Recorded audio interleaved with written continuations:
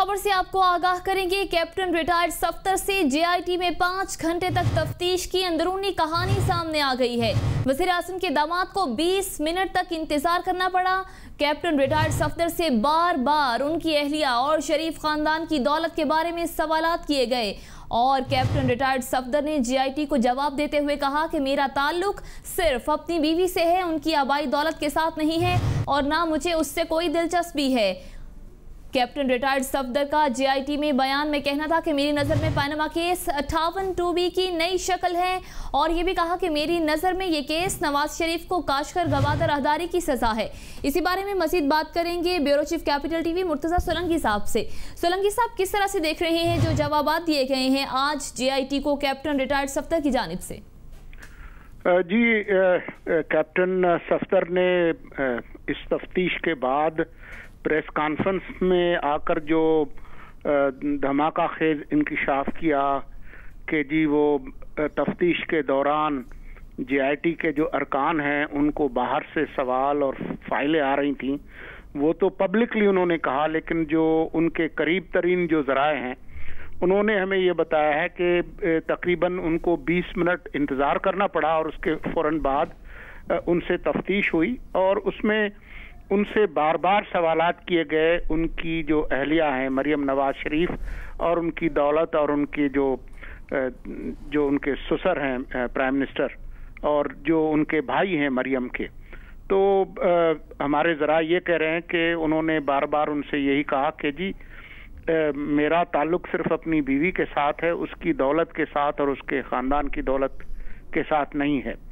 बार बार ज़राए के मुताबिक उनसे पूछा गया कि जी ये कैसे हो सकता है कि आप मियाँ बीवी आपस में अपनी जो दौलत है उसके बारे में बात ना करते हों। तो उस पर ज़राए हमें ये कह रहे हैं कि कैप्टन सफदर का कहना ये था कि मियाँ बीवी आपस में बैठते हैं तो वो एक दूसरे के बारे में बात करते हैं कि आप मुझे कैसी लग रही हैं या मैं उनको कैसा लग रहा हूँ, वो दौलत के बारे में और उसके ख़ानदान के बारे में गुफ्तगू नहीं करते।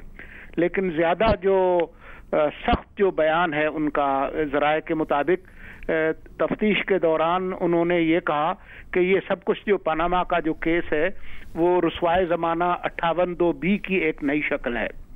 और जब इसी तफ्तीश के दौरान ज़राए के मुताबिक उन्होंने कहा कि जी ये काशकर ग्वादर जो मंसूबा है उसकी सज़ा है, तो उनके ज़राए के मुताबिक जेआईटी के कुछ अरकान ने उनसे कहा कि जी आप यहाँ पर सवालात का जवाब दें, आप सियासी बातें क्यों कर रहे हैं। तो उसके जवाब में ज़राए ये कहते हैं कि कैप्टन सफदर का कहना था कि जी ये सियासी बात नहीं है बल्कि ये मुल्क के मुस्तकबिल की बात है। तो ये काफ़ी लंबी चौड़ी जो है वो तफ्तीश हुई है। उसमें कई बार उनसे ये पूछा गया कि जी ये आपके जो बयानात हैं उसमें भी कुछ चीज़ें लगता है कि मिलती नहीं हैं। तो इस पर ज़रा ये कहते हैं कि कैप्टन सफदर का कहना था कि आपको फिर चाहिए था कि मुझे आप सवाल भेजते ताकि मैं वो पूरे याद करके हिफ्ज़ करके आता। इंसान जो है वो बहुत सारी बातें भूल भी जाता है। तो ये खासा एक्सप्लोसिव किस्म की गुफ्तगू रही है 5 घंटे इससे पहले कि वो लंदन चले जाएं अपने बेटे की जो ग्रेजुएशन सेरेमनी है उसके लिए। बहुत शुक्रिया मुर्तज़ा सोलंकी साहब, ब्यूरो चीफ कैपिटल टीवी, इस पर अपनी राय दे रहे थे। कैप्टन रिटायर्ड सफदर से जेआईटी में 5 घंटे की तफ्तीश की अंदरूनी कहानी सामने आ गई है। वज़ीर आज़म के दामाद को 20 मिनट तक इंतज़ार करना पड़ा।